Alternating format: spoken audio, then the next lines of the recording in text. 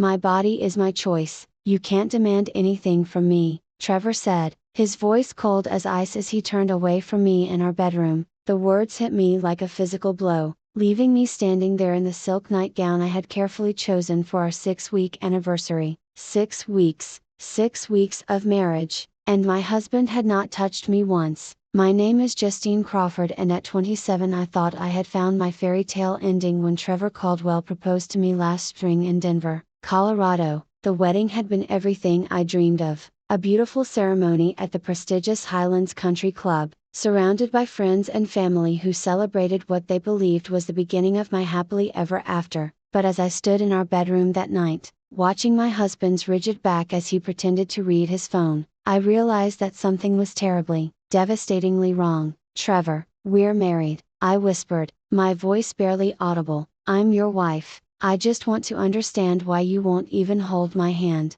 let alone. Don't finish that sentence, he snapped, finally turning to face me. His green eyes, once warm and loving during our courtship, now held nothing but annoyance. I told you my body belongs to me. Marriage doesn't give you ownership over it. You need to respect my boundaries. The word boundaries felt like a slap. During our 8-month courtship, Trevor had been affectionate, romantic even. He would pull me close during movies, kiss me goodnight after dates, and hold my hand as we walked through Washington Park. But the moment we returned from our honeymoon in Aspen, a honeymoon where he had claimed exhaustion every single night, everything changed. It was as if a switch had been flipped, transforming the man I married into a stranger who flinched whenever I came near him. This isn't normal, I said, my voice gaining strength. Married couples are intimate, they share a bed, they touch each other, they normal. Trevor laughed bitterly. You want to talk about normal? Normal is respecting your partner's choices. Normal is not pressuring someone into physical contact they don't want.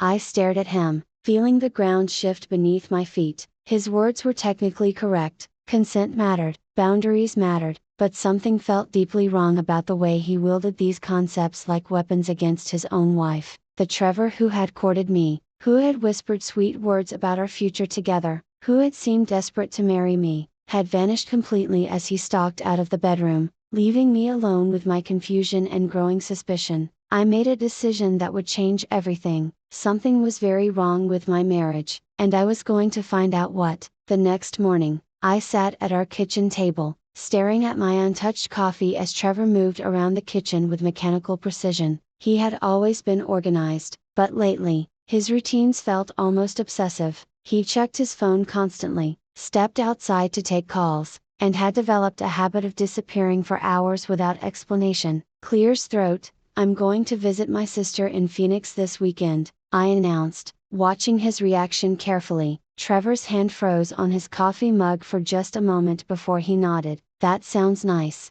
How long will you be gone? Just the weekend. Why will you miss me? I asked, testing the waters. He shrugged without looking at me. I'll manage. The casual dismissal of my absence should have hurt, but instead it confirmed what I had been suspecting. Trevor seemed relieved whenever I left the house. During our courtship, he had hated when business trips separated us, even for a day. Now, he practically encouraged my absence. I studied his profile as he scrolled through his phone. Trevor was undeniably handsome, tall, with thick dark hair and those striking green eyes that had first caught my attention at a coffee shop downtown. He worked as a financial consultant, or so he claimed, though I had never met any of his colleagues or clients. When I asked about his work, he would give vague answers about confidentiality and client privacy. Trevor, I said carefully, I was thinking we should see a marriage counselor. This distance between us, it's not healthy. His head snapped up, and for a moment, I saw something flash in his eyes. Panic, maybe, or fear, but it was gone so quickly. I wondered if I had imagined it.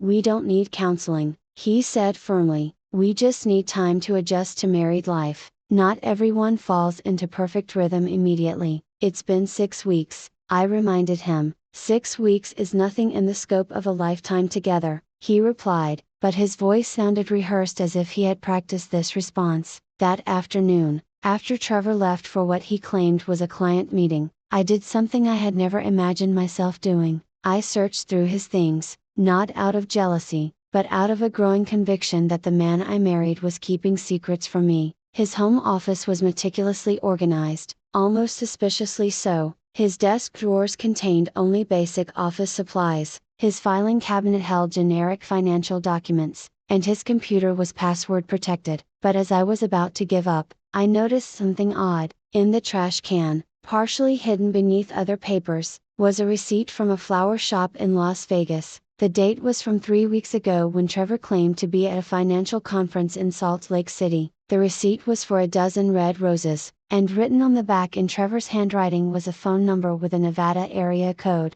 My hands trembled as I photographed the receipt with my phone. Whatever Trevor was hiding, I was going to find out. The man I married was living a lie, and I deserved to know the truth. That evening, I sat in my car outside the office building where Trevor claimed to work, watching through the lobby windows. I had called his supposed workplace earlier, asking to speak with Trevor Caldwell, only to be told that no one by that name was employed there. The security guard I spoke with was apologetic, but firm. He had worked there for 5 years and had never heard of Trevor. When Trevor's car pulled into the parking lot at 6 o'clock p.m., I slumped down in my seat, watching as he sat in his vehicle for several minutes, talking animatedly on his phone. Even from a distance, I could see his body language was completely different from the cold, distant man he became at home.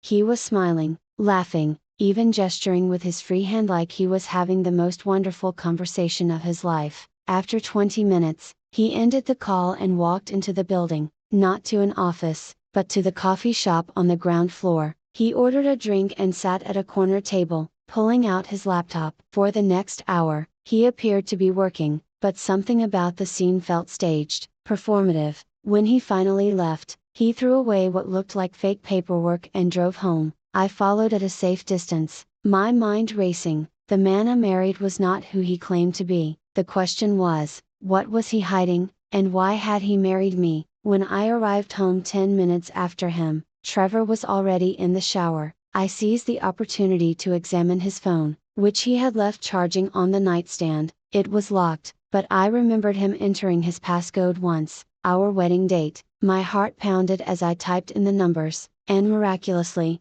the phone unlocked. What I found made my blood run cold. Text messages with someone named Amanda filled with intimate exchanges and declarations of love. Photos of Trevor with a woman I didn't recognize, both wearing wedding rings, standing in front of what appeared to be a courthouse. The most recent message sent just hours ago read, "Missing you, baby, can't wait to see you this weekend." This whole situation is almost over. The shower was still running when I forwarded the most damning photos and messages to my own phone, then carefully placed Trevor's phone back where I found it. My hands were shaking so violently, I could barely grip my own device as I stared at the evidence of what appeared to be Trevor's double life. When Trevor emerged from the bathroom, wrapped in a towel and humming softly, I was sitting on the bed pretending to read a magazine. He seemed genuinely happy for the first time in weeks, and now I understood why. He was living 2 lives, and apparently his life with me was the one he wanted to end. "I think I'll turn in early tonight," I said, my voice carefully neutral. "Good idea," Trevor replied, and I didn't miss the relief in his voice. "Sweet dreams, Justine." As I lay in the dark, listening to his even breathing beside me, I made a decision that would shatter both our lives. Tomorrow, I would contact a lawyer and find out exactly who I had married. The law office of Patricia Henley was located in downtown Denver, occupying the 15th floor of a gleaming high-rise with panoramic views of the Rocky Mountains. I had chosen Patricia specifically because of her reputation for handling complex divorce cases, but as I sat across from her mahogany desk, sharing the evidence I had gathered, I realized I was dealing with something far more sinister than a simple marital breakdown. "Justine," Patricia said, her voice grave as she studied the photos on my phone, "what you're showing me suggests potential bigamy. This isn't just grounds for divorce, this could be criminal." The word bigamy hit me like a physical blow. I had suspected an affair, maybe even that Trevor had married me for financial reasons, but the possibility that he was already married to someone else had never crossed my mind. "That's impossible," I whispered. "We have a marriage certificate. We were married by a licensed officiant at the country club." There were over 200 witnesses, Patricia nodded grimly. Your marriage is legally valid on your end, which makes Trevor's situation extremely problematic if he's already married to someone else. Bigamy is a felony in Colorado, punishable by up to 6 years in prison. She reached for her phone. I'm going to recommend we hire a private investigator immediately. We need to determine if this Amanda person is actually Trevor's wife, and if so, when and where they were married. If their marriage predates yours, then your marriage is void and Trevor has committed a serious crime. Within hours, I found myself in the office of Detective Michael Torres, a former police officer turned private investigator who specialized in marriage fraud cases. He was a compact man in his 50s with sharp eyes and a direct manner that immediately put me at ease. I've seen cases like this before, he said, making notes as I recounted my story. The pattern is usually the same. The perpetrator researches wealthy targets, courts them quickly, rushes into marriage, and then tries to access their finances before disappearing. The lack of intimacy is a red flag. Many of these fraudsters avoid physical contact because it complicates their exit strategy. But Trevor seemed so genuine when we were dating. I protested. He was romantic, attentive, he seemed to really care about me. Detective Torres looked at me with something approaching sympathy. These people are skilled manipulators, Justine. They research their targets extensively, learn their interests, their backgrounds, their vulnerabilities. They become whoever they think you want them to be. He pulled out a contract. I need you to understand that what we might discover could be very painful. Are you prepared for the possibility that everything about your relationship was a lie? I thought about the past 6 weeks of confusion and rejection, about the cold stranger sharing my bed, about the phone calls and mysterious absences. Whatever the truth was, it couldn't be worse than the uncertainty I was living with.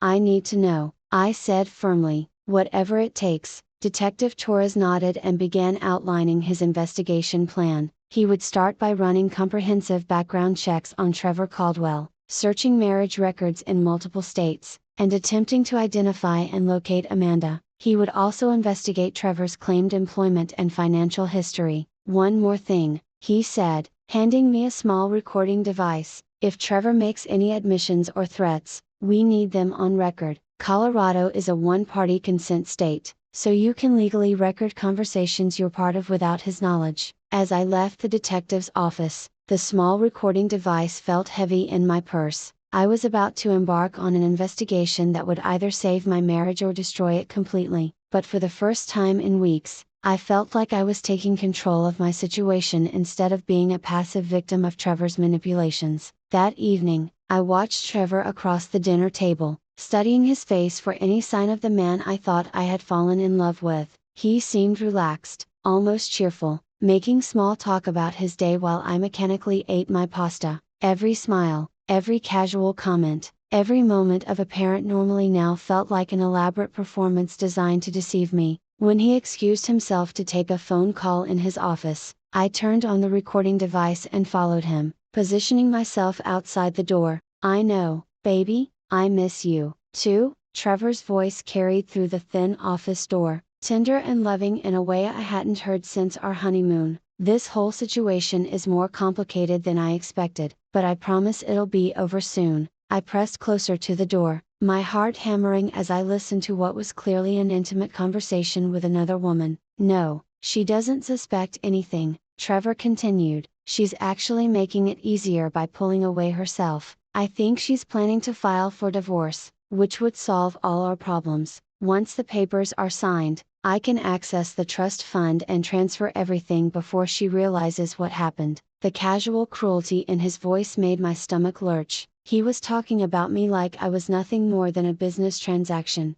a problem to be solved. The prenup was a stroke of genius, he continued. She was so in love she barely read it. If she files for divorce within the first year, she gets nothing, but I get half of any assets she brought into the marriage. That includes the trust fund her grandmother left her. I had to grip the door frame to keep from collapsing. The prenuptial agreement Trevor had insisted on, claiming it would protect both our interests, was actually designed to rob me blind. He had manipulated me into signing away my own inheritance. I love you too, Amanda, Trevor said, his voice dropping to an intimate whisper. Tell me about your day. How was work? For the next 10 minutes, I listened to Trevor have the kind of loving, attentive conversation I had desperately craved from him. He asked about Amanda's job as a nurse in Las Vegas, remembered details about her colleagues, made plans for their weekend together. He was everything to her that he refused to be to me. When he finally ended the call,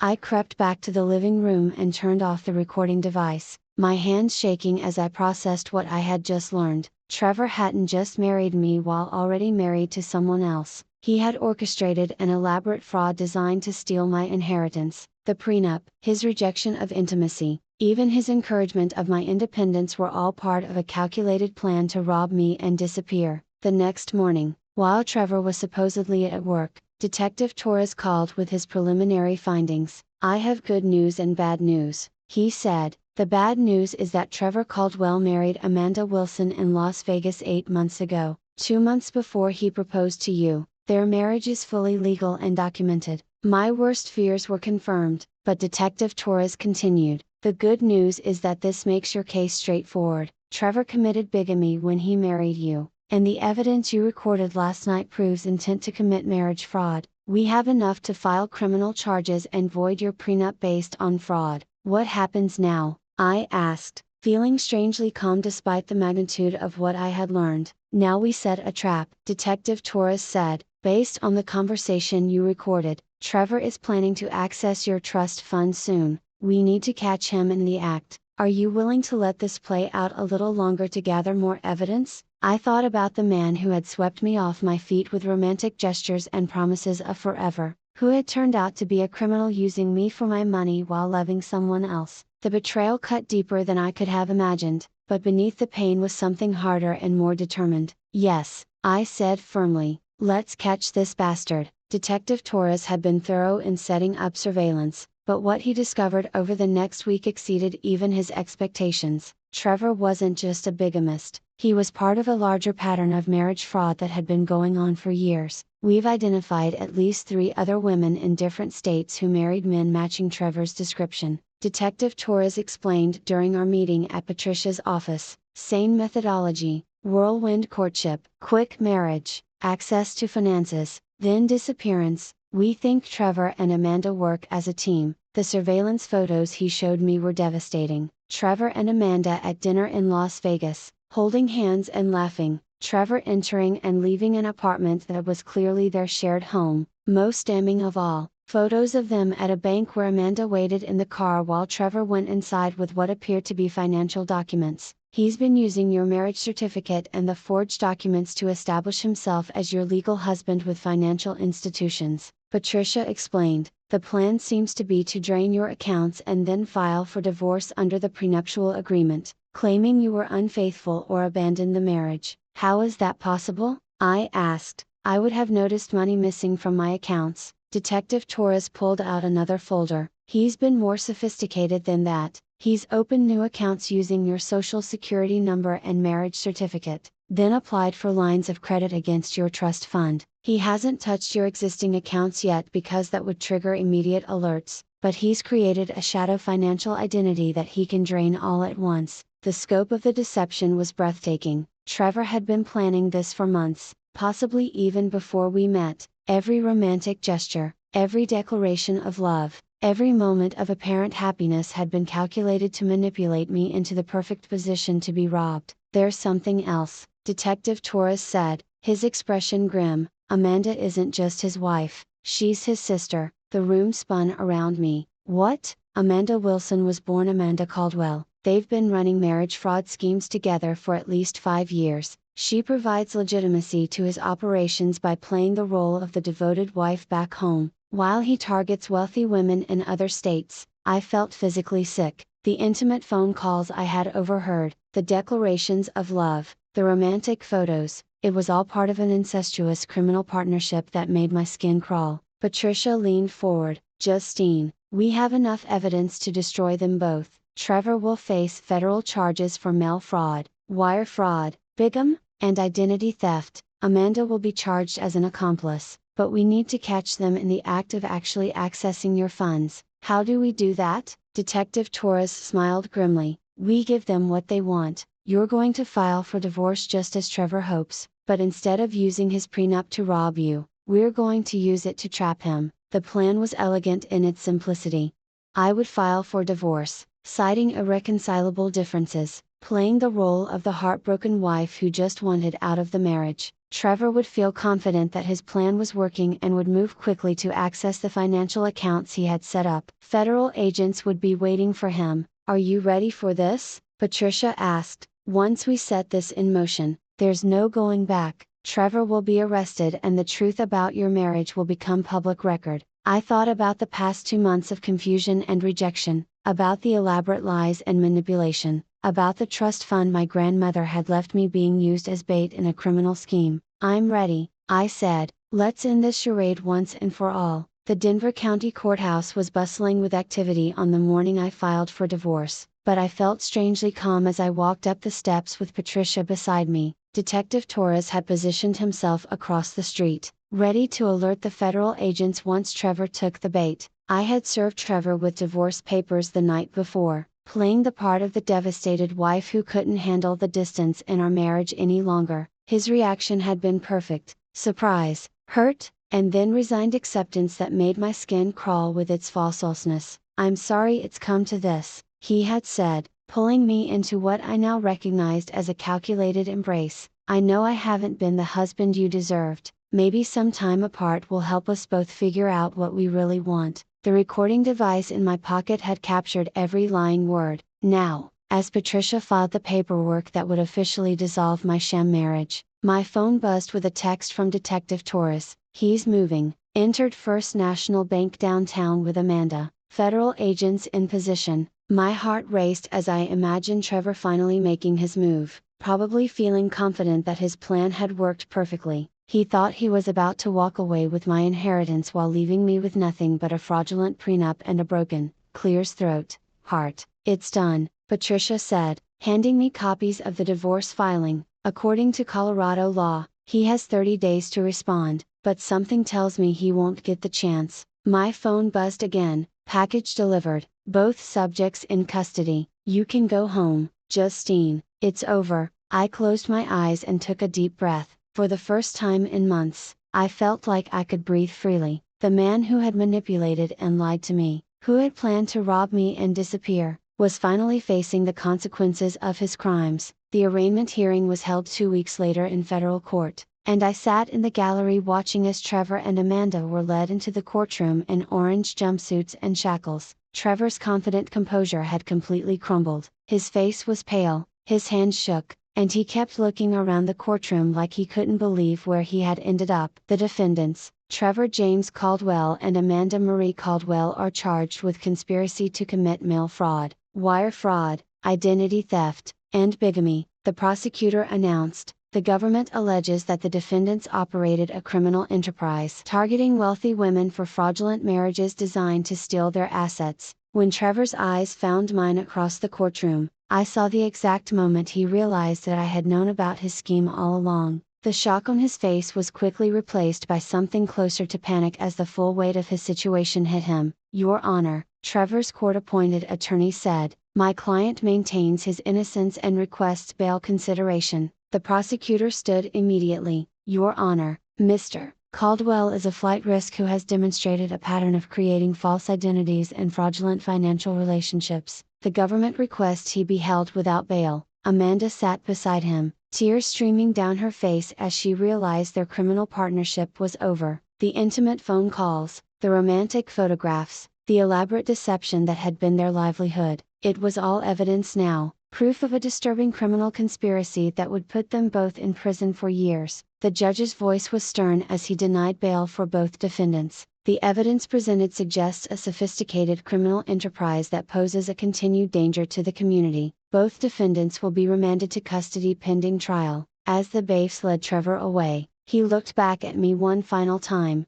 his face a mask of defeat and disbelief that his perfect plan had destroyed him completely. Trevor Caldwell received a 12-year federal sentence for his role in the marriage fraud conspiracy, while Amanda received 8 years for her part as an accomplice. The investigation revealed they had stolen nearly $2 million from victims across the 6 states, money that was recovered and returned to the women they had targeted. Their criminal enterprise collapsed completely when other victims came forward, inspired by my case to seek justice for their own experiences with the siblings' manipulative schemes. Trevor's reputation was permanently destroyed when media coverage made him notorious as one of the most calculating marriage predators in recent memory, ensuring he would never again be able to manipulate vulnerable women seeking genuine love. I celebrated my legal victory quietly, having dinner with my sister and close friends who had supported me through the investigation and trial. Looking back on my journey from confused newlywed to determined survivor, I realized that Trevor's betrayal, as devastating as it was, had taught me to trust my instincts and fight for myself when something felt wrong. The revenge I had sought wasn't just about punishing him, it was about reclaiming my power and ensuring that no other woman would fall victim to his lies.